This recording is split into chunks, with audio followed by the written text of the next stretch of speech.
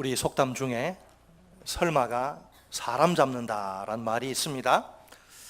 무슨 뜻인지 모르시는 분들은 설마 없으시겠지요? 그럴 리야 없을 거야 이렇게 마음을 놓거나 요행을 바라는 데서 탈이 난다는 뜻입니다. 우리가 세상을 살다 보면 이 속담이 우리에게 현실이 되는 경우가 왕왕 종종 있습니다. 물론 사소한 문제라면 크게 걱정하거나 염려할 필요가 없습니다. 그러나 우리의 생명과 관련된 중대한 문제라면 이야기가 달라집니다. 예수님도 산상설교의 결론 단락에서 이런 위험을 강력하게 경고하십니다.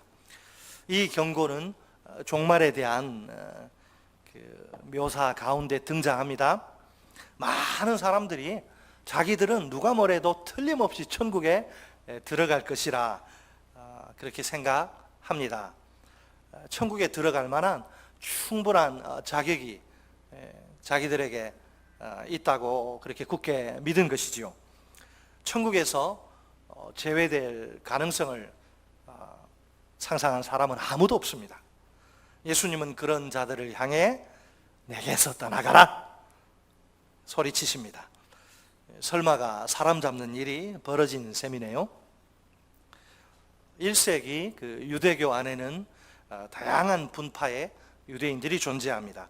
그들은 분명 한 하나님을 믿습니다. 그러나 그러나 하나님을 섬기는 방식이 서로 다릅니다. 예수님을 하나님의 아들로 믿는 그리스도인들도 유대교의 한 분파로 간주됩니다. 그런데 상황이 달라지기 시작합니다. 대부분의 유대인들이 그리스도인들을 이단자라고 욕을 합니다. 그들을 유대교에서 추방시키려고 합니다. 그 당시 유대민족과 유대교는 마치 하나처럼 긴밀히 연결된 상태입니다. 그러니까 유대인이면 누구든지 유대교를 믿습니다. 만약 유대교에서 쫓겨나면 더 이상 유대인 취급을 받을 수 없습니다. 이웃 사람들에게 철저히 따돌림을 당합니다. 정상적인 공동체 생활, 사회 생활이 불가능합니다. 히브리서의 수신자들의 경우에는 문제가 보다 더 심각합니다. 당시 로마 세계잖아요. 로마 세계에서는 유대교에서 쫓겨나면 이웃들의 따돌림이 전부가 아닙니다. 엄청난 무지막지한 핍박까지 각오해야만 합니다. 그 이유가 뭘까요? 로마 법이 유대교의 많은 것을 양보하기 때문입니다. 유대인들은 특별 대우를 받습니다. 그들은 로마 황제 숭배 의식에 참가하지 않아도 됩니다. 군대도 면제입니다. 그리스도인들도 유대교의 한 분파로 계속 인정되기만 하면 됩니다. 그러나 유대교에서 이제 이단자로 낙인 찍혀 쫓겨나면 사정이 180도 달라집니다. 그들도 다른 로마 사람들처럼 로마 황제 숭배 의식에 꼭 참가해야만 합니다. 그 당시 경건한 그리스도인들의 입장에서 한번 생각해 보세요. 하나님 이외에 다른 우상이나 신을 섬기고 그 앞에 절할 수 있습니까? 도저히 있어서도 안 되고 있을 수도 없는 일입니다. 실제로 이것은 역사가 증명하는 사실입니다. 많은 숱한 그리스도인들이 로마 황제 숭배를 끝까지 거부하다가 목숨을 잃지 않습니까? 죽을 수는 있어도 우상에게 절할 수 없다는 것이 그들의 굳센 신념입니다. 하지만 이제 현실은 로마 황제 숭배 의식에 반드시 이제 참가해야만 합니다. 이런 현실이 그리스도인들에게 얼마나 큰 고통을 강요할까요? 신앙을 지키기 위해 끝끝내 버티다가는 목숨을 잃을 수밖에 없는 상황입니다. 신앙이냐 목숨이냐 그것이 문제로다. 여러분 누구에게나 단 하나뿐인 가장 소중한 목숨이 아닙니까? 목숨이 달린 일은 그렇게 쉽게 결정할 수 있는 것이 아닙니다. 특히 신앙이 연약한 그리스도인들의 경우에는 더더욱 그렇습니다. 따라서 유대 그리스도인들은 지금 아주 달콤한 유혹에 시달리는 중입니다. 눈 한번 딱 질끈 감고서 그리스도를 믿는 믿음을 포기하기만 하면 됩니다. 그러면 다른 유대인들처럼 유대교 울타리 안에서 계속 특별 대우를 받을 수 있습니다. 앞으로 쭉 편안한 그런 인생이 보장되는 겁니다. 자칫하면 대부분의 그리스도인들이 예수 그리스도를 버리고 유대교 안으로 도망칠 위기가 현재 닥친 거예요. 그래서 이런 위기에 처한 그리스도인들을 돕기 위해 히브리서가 기록됩니다. 오늘 본문은 바로 앞 단락인 3장 12절로 19절과 직접 연결됩니다. 거기서 히브리서 저자는 시편 95편 7절로 11절을 인용하여 수신자들에게 적용합니다. 간단히 말해서 수신자들에게 불신앙의 위험을 경고하는 겁니다. 그들은 믿지 않는 악한 마음에 빠지지 않도록 경계를 늦추지 말아야 합니다. 믿지 않는 완고한 마음은 참으로 위험합니다. 그들은 그 믿지 않는 완고한 마음은 그들을 하나님으로부터 뚝 떨어져 나가게 만들기 때문입니다. 그렇게 되면 결국 하나님의 안식에 들어가지 못하고 말겠지요. 오늘 본문은 계속해서 시편 95편 7절로 11절을 수신자들에게 적용합니다. 오늘 본문이 다루는 주제는 하나, 안식입니다. 안식. 하나님의 안식과 우리의 안식. 자, 오늘 본문의 주제가 뭐라고요? 안식. 쉬는 거예요. 누구의 안식과 누구의 안식? 하나님의 안식과 우리의 안식. 자, 두 파트로 나눠서 살펴봅니다. 따라서 하십니다. 첫째, 두려워해야 한다. 네, 두려워해야 합니다. 1절로 5절. 본문 1절 말씀입니다. 그러므로 우리는 두려워할지니 그의 안식에 들어갈 약속이 남아있을지라도 너희 중에는 혹 이르지 못할 자가 있을까 함이라. 아멘. 히브리서 저자의 강력한 경고의 음성입니다. 지금 수신자들은 저자의 말을 아주 심각하게 받아들여야 합니다. 그들에게 여전히 하나님의 안식에 들어갈 약속이 남아있기는 합니다. 한 가지 위험은 그들이 그 약속에 도달하지 못할 수도 있다는 겁니다. 여러분, 하나님의 안식에 대한 약속과 그 안식의 실제 완성은 이게 별개의 문제입니다. 하나님의 약속이 아직 유효하다고 해서 안심할 수 있는 게 아니라 말입니다. 누구든지 무조건 그 약속의 혜택을 누릴 수 있다고 장담할 수는 없기 때문입니다. 그러므로란 단어를 주목해야 합니다. 이 접속사는 출애굽 세대 실패로부터 얻은 결론 혹은 권면을 가리킵니다. 내용을 들여다보면 경고성 권면입니다. 히브리서의 수신자들은 하나님의 안식에 들어가지 못할까 두려워해야 합니다. 이 안식은 출애굽 세대에게는 가나안 땅을 의미하는 게 분명합니다. 하지만 히브리서 저자에게 이 안식은 더 이상 가나안 땅을 뜻하지 않습니다. 수신자들이 궁극적으로 들어가야 할 종말론적인 안식을 가리킵니다. 다른 말로 하면 우리 하나님의 백성의 최종적 운명, 즉 구원, salvation, 구원을 말합니다. 수신자들은 지금 신앙생활 열심히 하고 있어요. 자기들이 지금 어디쯤 와 있는지를 늘 생각해야 합니다. 분명 출애굽 세대는 출애굽이라는 홍해가 갈라지고 그 깊은 바닷속을 심해를 도보로 건너서 도보로 지나가는, 이게 말이 되는 일입니까? 이게 기적 아닙니까? 출애굽의 엄청난 하나님의 구원을 이미 경험한 사람들입니다. 하지만 하나님의 안식에 들어가는 것이 거절됩니다. 수신자들의 경우엔 이 안식에 들어가는 것이 거절된 게 아니죠. 그 기회가 여전히 그들에게 남아 있습니다. 그렇다고 해서 이 안식이 아직 완성된 것은 아닙니다. 약속은 되었지만 지금도 완성은 실현되지 않은 상태입니다. 우리 역시 히브리서의 수신자들과 마찬가지입니다. 우리가 현재 하나님의 안식에 들어간 것은 아닙니다. 그것은 미래의 일로 우리에게 남아 있습니다. 이미와 아직의 긴장관계인 셈입니다. 제가 늘 강조하죠. 우리 신약에 있어서 굉장히 중요한 주제, 이미와 아직. Already but not yet. 성취와 완성은 다른 거예요. 이미 하나님의 안식의 약속을 받은 우리입니다. 그러나 아직 하나님의 약속이 완성된 것은 아닙니다. 우리는 이 약속의 완성을 바라보며, 천국을 바라보며 믿음으로 살아가는 자들입니다. 저 멀리 배는 나의 시온성, 오 거룩한 곳 아버지 집. 천국의 완성된 천국을 바라보며 믿음의 분투를 하는 자들이 우리라. 이제 히브리서 저자는 출애굽 세대의 실패를 언급합니다. 본문 2절 상반절 말씀입니다. 그들과 같이 우리도 복음 전함을 받은 자이나 들은 바 그 말씀이 그들에게 유익하지 못한 것은, 히브리서 저자가 볼 때 하나님의 안식에 들어간다는 약속이 곧 복음입니다. 복음. 출애굽 세대나 수신자들이나 모두 이 복음을 받은 자들입니다. 그러나 출애굽 세대는 처절하게 실패하고 맙니다. 그들이 들은 말씀이 또 복음이 그들에게 그 어떤 유익도 주지 못한 것이지요. 복음에 무슨 문제라도 있는 걸까요? 도대체 그들이 복음을 들었는데 실패한 이유가 무엇이란 말입니까? 본문 2절 하반절 말씀입니다.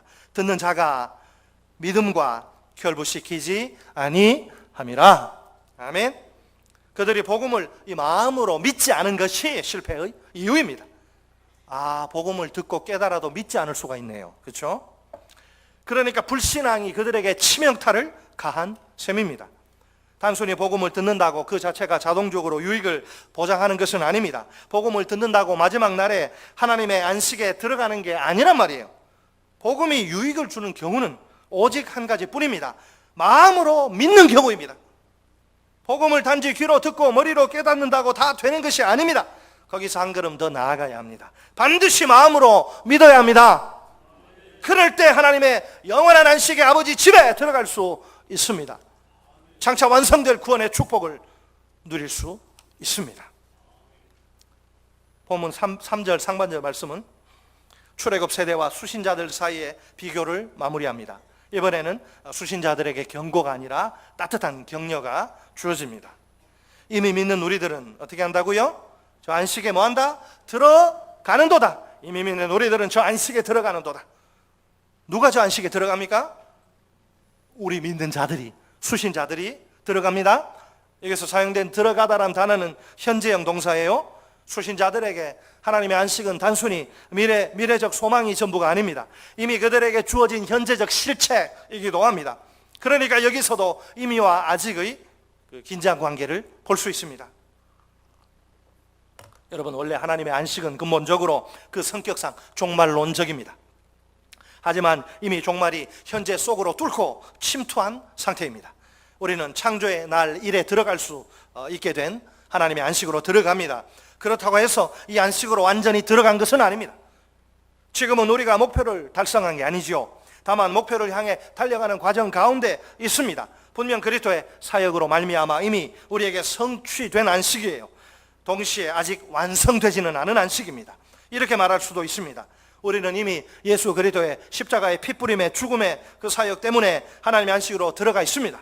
그러나 아직 그 종말론적인 완성에는 도달하지 못한 상황입니다. 우리에게 여전히 그 완성이 남아 있습니다. 그 완성은 우리에게 기회이자 소망입니다. 그 완성에 도달하는 길이 우리에게 열려 있으니까 말입니다. 본문 3절 하반절에 다시 시편 95편 11절이 인용됩니다. 수신자들이 들어가는 안식은 출애굽 세대가 들어가지 못한 안식과 동일합니다. 이 안식은 하나님의 창조 사역과 긴밀하게 연관됩니다. 세상을 창조할 때부터 그 일이 이루어졌느니라. 자, 이 말씀이 의미하는 바가 무엇입니까? 본문 4절에 창세기 2장 2절이 인용됩니다. 하나님은 제7일에 그의 모든 일을 쉬셨다 하였으며. 아멘. 창조 사역에서 일곱째 날 하나님이 안식하시지 않습니까? 이 하나님의 안식은 다른 안식들의 근원이자 원형입니다. 대표적으로 가나안 땅은 하나님의 안식의 모형입니다. 그러면 하나님의 안식의 궁극적인 목표는 무엇입니까? 가나안 땅의 안식이 내다본 실체는 무엇이냐 이 말입니다. 그것은 바로 구원이에요. 구원. 즉 그리스도께서 성취하신 종말론적 안식입니다. 출애굽 세대는 이 안식의 모형에 들어가는데 실패합니다. 따라서 그 궁극적인 안식에 들어가는 것도 당연히 실패합니다. 하지만 수신자들은 이 안식의 실체를 그 성취의 형태로 이미 누리고 있어요. 앞으로 그 실체의 완성에 들어가는 것이 기대됩니다. 우리도 수신자들처럼 이미 하나님의 안식의 실체를 누리는 중입니다. 그 실체에 대한 힌트가 히브리서 13장 15절에 나옵니다. 13장 15절 보세요. 책갈피 해놓으시고 오늘 본문은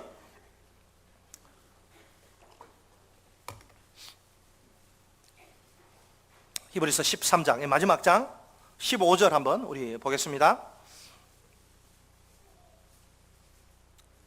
13장 15절 시작. 그러므로 우리는 예수로 말미암아 항상 찬송의 제사를 하나님께 드리자. 이는 그 이름을 증언하는 입술의 열매니라. 아멘. 우리가 이처럼 주일날 함께 예배당에 모여서 하나님을 예배하지 않습니까? 이 예배는 유일한 중보자이신 예수 그리스도를 통해서만 가능합니다.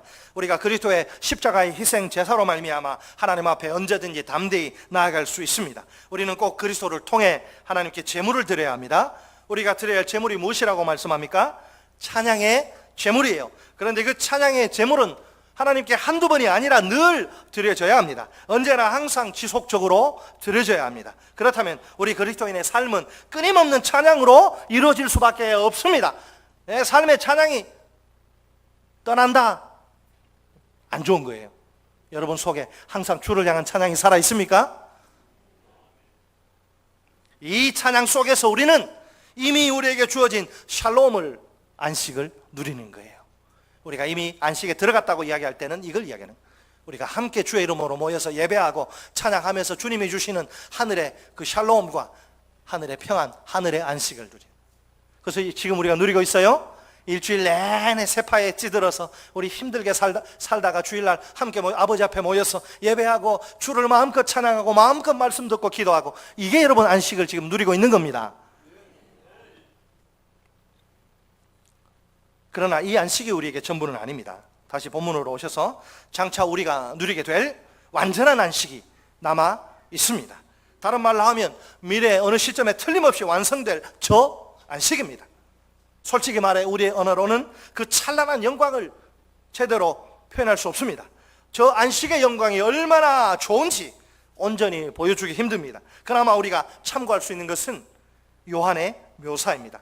계시록 21장 3절로 4절 말씀입니다.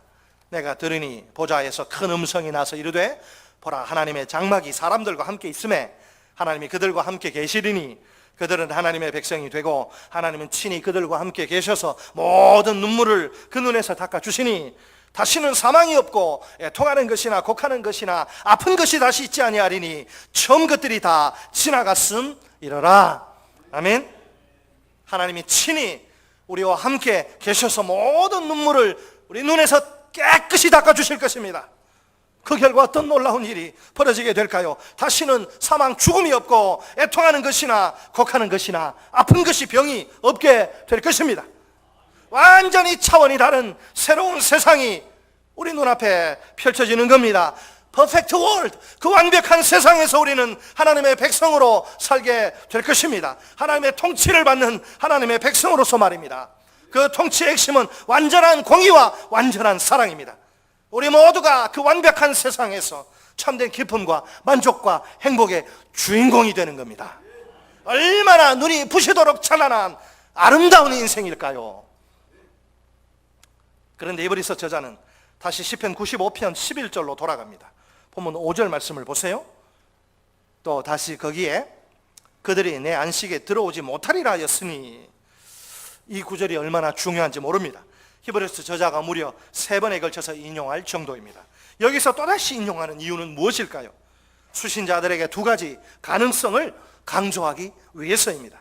그들은 지금 기회의 때를 살고 있습니다. 하나님의 안식은 여전히 그들에게 열려 있습니다. 가능성의 차원이죠. 아직 그 안식으로 들어가는 문이 닫힌 것은 아닙니다. 누구나 들어갈 수 있어요. 사실을 말하면 축복의 기회입니다.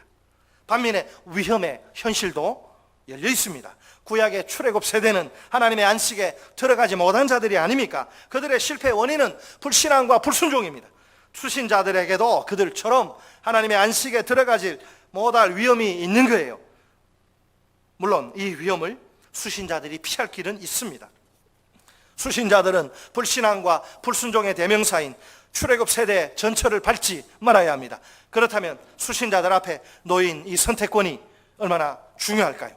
올바른 선택을 해야 합니다. 수신자들에게 기대되는 것은 불신앙과 불순종이 아닙니다. 신앙과 순종입니다. 그래서 이브리서 기자는 불신앙과 불순종의 결과를 반복적으로 제시합니다. 수신자들에게 하나님으로부터 떨어져 나갈 위험을 경고하는 거예요. 이런 결과를 두려워하라고, 몸서리치며 두려워하라고 경고하는 겁니다. 따라서 하십니다. 둘째, 힘써야 한다. 자, 첫째는 무엇이었습니까? 두려워해야 한다, 경고고요. 둘째는 힘써야 한다. 권면, 가만히 그냥 있으면 천국 가는 게 아니에요. 자, 보면 6절 말씀 같이 읽습니다. 6절 시작.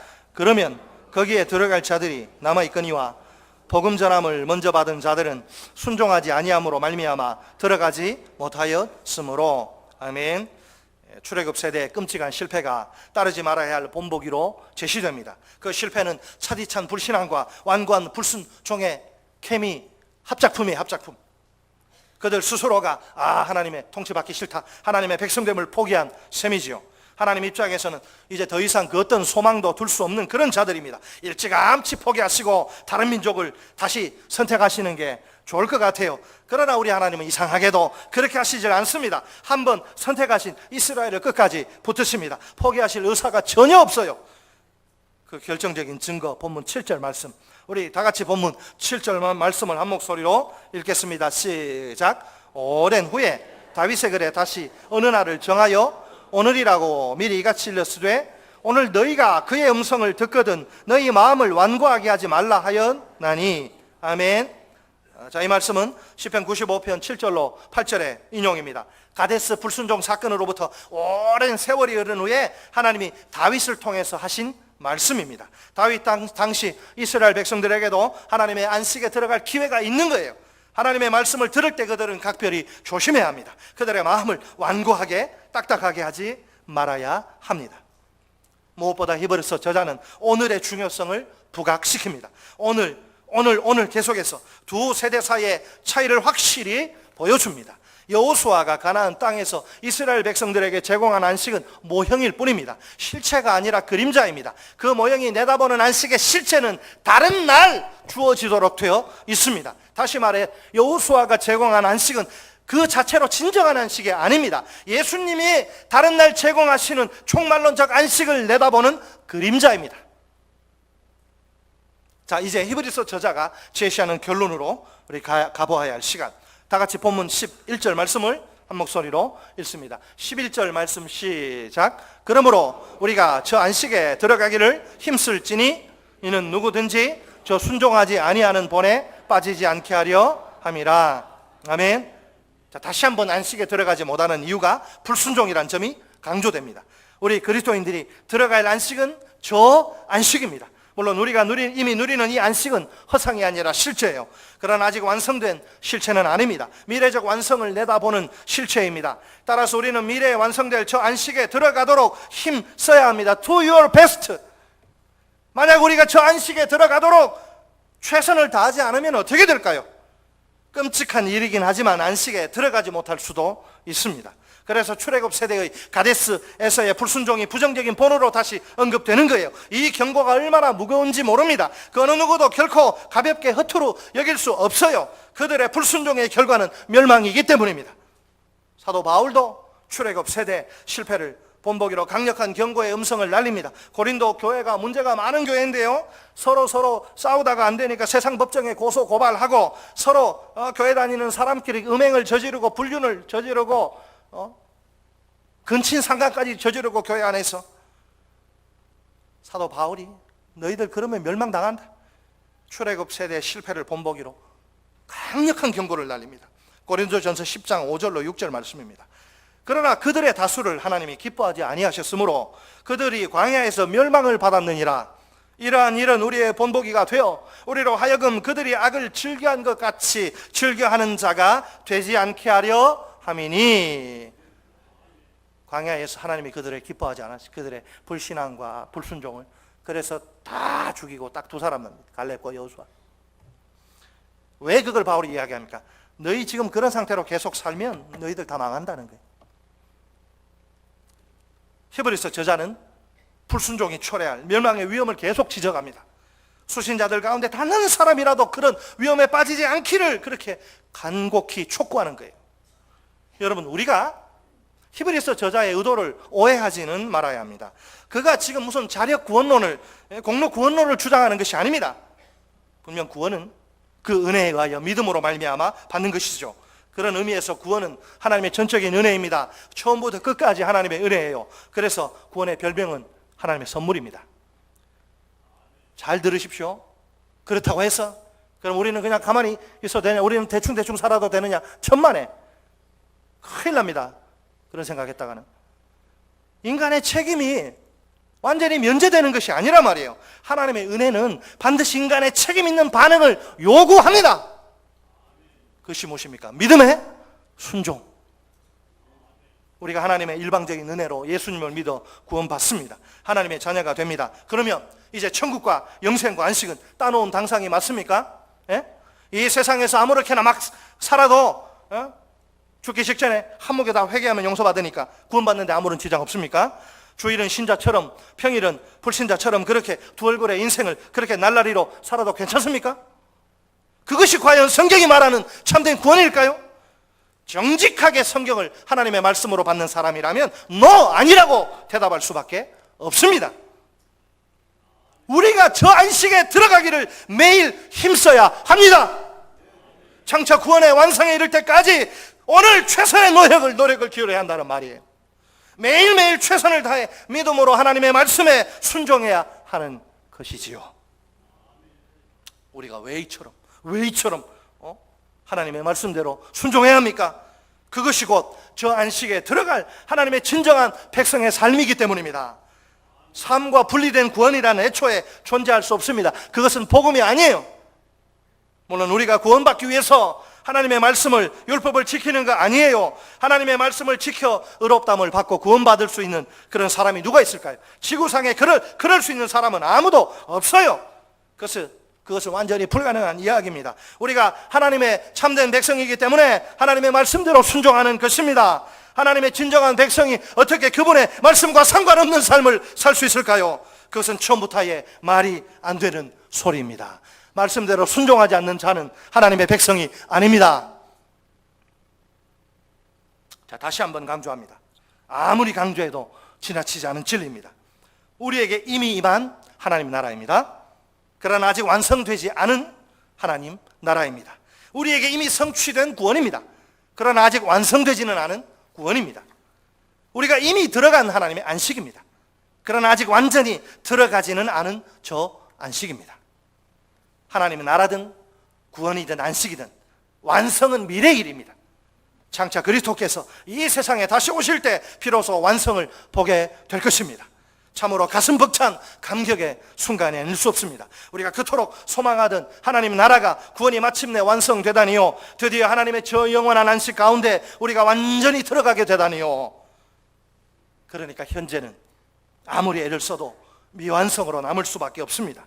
우리가 구원을 향해서, 구원의 완성을 향해서 뚜벅뚜벅 앞으로 나아가는 데 만족해야 합니다. 오늘 우리는 이미와 아직 사이에 끼어있는 상태입니다. 다른 말로 하면 과정 속에 있는 존재라. 우리는 완성품이 아니라 미완성품이고 공사 중에 있어요. 사실을 말하자면 이 과정이 삶이 매우 중요합니다.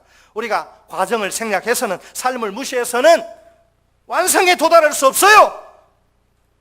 과정을 엉터리로 통과하면, 삶을 짝퉁으로 살면 큰일 납니다. 가짜 인생은, 모조품 인생은 하나님이 거절하십니다. 나는 너를 모른다. 당연히 우리가 하나님의 참된 백성으로 살아가야 합니다. 그 삶의 핵심은 무엇이냐? 믿음의 순종입니다. 따라서 하십니다. 하나님의 참된 백성의 삶의 핵심은 믿음의 순종이다. 하나님의 말씀대로, 하나님의 뜻대로 순종하는 것이지요. 자, 여기에 역설적인 진리가 있어요. 과정은, 삶은 우리에게 기회인 동시에 위험입니다. 하나님의 안식에 들어갈 수 있는 기회가 아직 우리에게 남아 있습니다. 얼마나 감사한 일인지 모릅니다. 동시에 그 위기를 놓칠 가능성도 활짝 열려 있습니다. 위험의 현실입니다. 마음의 완고함이 가장 큰 문제입니다. 그 완고함이 불신앙을 낳고요, 그 불신앙이 불순종을 초래하고요, 그 불순종에 결국은 안식에 들어가지 못하는 것, 멸망입니다. 완고함은 마음이 딱딱하고 굳어 있으면 주의 말씀이 들어가지 못해요. 주의 은혜가 들어가지 못해요. 다른 사람들 은혜 받는데 자기는 받지 못해요. 그 상태는 위험한 거예요. 그 상태 늦기 전에 빨리 회개하고 고쳐야 합니다. 완고함을 방치하면 그것이 반드시 불신앙으로 이어지고, 불신앙을 방치하면 그것이 반드시 불순종으로 연결되고, 그 불순종을 계속 끌고 가다가는 멸망한다 이 말입니다. 끝으로 보면 12절 13절 말씀 우리 같이 읽습니다. 12절로 13절 같이 시작. 하나님의 말씀은 살아있고 활력이 있어 좌우의 날선 어떤 검보다도 예리하여 혼과 영과 및 관절과 골수를 찔러 쪼개기까지 하며 또 마음의 생각과 뜻을 판단하나니 지으신 것이 하나도 그 앞에 나타나지 않음이 없고 우리의 결산을 받으실 이에 눈앞에 만물이 벌거벗은 것 같이 드러나느니라. 아멘. 여러분, 하나님이 살아계시지요? 그분의 말씀도 살아있습니다. 하나님이 살아계시니 그분의 말씀도 살아있습니다. 또한 하나님의 말씀에는 활동력이 있어요. 이것은 하나님의 말씀을 듣는 자들에게 임하는 하늘의 능력입니다. 이 능력이 얼마나 강력한지 몰라요.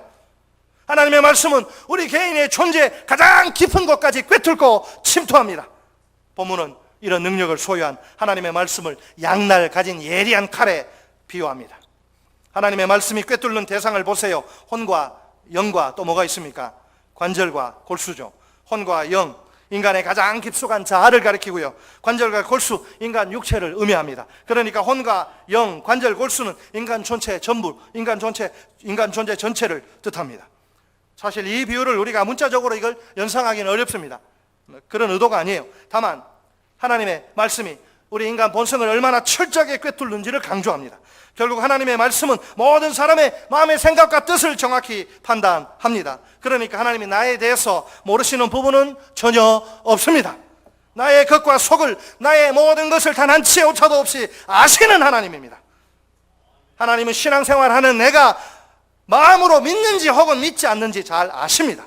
또한 하나님은 직분을 받아 섬기는 내가 참으로 순종하는지 또는 불순종하는지도 잘 아십니다. 내 존재와 삶을 누구보다 정확히 아시는 하나님입니다. 한 문장으로 요약하면 이렇습니다. 하나님은 다 보시고 다 들으시며 다 아신다. 따라서 하십니다. 하나님은 다 보시고 다 들으시며 다 아신다. 오늘 뭘 보시고 뭘 들으시고 뭘 아셔요? 하나님은 내 행동을 다 보십니다. 내 말을 다 들으십니다. 내 마음 내 생각을 다 아십니다. 진실로 그렇다고 믿으십니까? 하나님의 말씀의 능력은 여기서 그치지 않습니다. 그 능력은 인간뿐 아니라 모든 피조물에게까지 미칩니다. 하나님의 말씀에 꿰뚫는 능력이 얼마나 대단한지 모릅니다. 하나님 앞에서 그 어떤 피조물도 스스로를 숨기는 게 불가능합니다. 모든 피조물이 하나님 앞에 벌거숭이로 드러나 있어요. 하나님 앞에서는 아무것도 숨기거나 감출 수가 없어요. 처음부터 비밀이란 존재할 수 없습니다. 언젠가 우리 모두는 하나님과 1대1로 우리 인생을 결산해야 합니다. 그 결산의 날이 우리 인생에서 가장 기쁜 순간이 되어야겠지요. 우리를 하나님의 저 영원한 안식 속으로 인도하는 날이기만 하면 됩니다. 우리가 하나님의 경고와 권면의 귀를 기울여야 합니다. 이미와 아직 사이에 낀 우리, 이미 하나님의 안식이 우리에게 실체로 주어진 상황, 그러나 아직 그 완성은 미래의 일로 남아 있습니다. 지금 그 완성이란 목표를 향해서 달려가는 과정이, 프로세스가 우리 앞에 놓여 있습니다. 이 과정을 제대로 잘 통과해야 합니다. 우리에게 가능성은 딱 두 가지뿐. 저 안식에 들어가느냐 혹은 들어가지 못하느냐. 우리가 저 안식에 들어가지 못할 위험을 두려워합시다. 출애굽 세대의 실패의 전철을 밟지 말아야 합니다. 어떤 경우에라도 불신앙과 불순종은 금물입니다. 그 마지막이 하나님의 안식에서 제외되는 비참한 신세이기 때문입니다. 설마가 사람 잡는 일만큼은 우리에게 없어야겠지요. 우리가 저 안식에 들어가기를 힘씁시다. 아직 우리에게 하나님의 영원한 안식에 들어갈 기회가, 찬스가 남아 있어요. 누구에게나 가능성의 현실이라 감사해요. 매일매일 하나님의 말씀에 최선을 다해 믿음으로 순종하면 됩니다. 그러면 주께서 우리 모두를 하나님의 저 영원한 눈부신 저 찬란한 아름다운 안식 속으로 반드시 인도하실 것입니다. 이 말할 수 없는 행복의 미래가, 내일이 우리 모두의 것이 되길 간절히 소망합니다.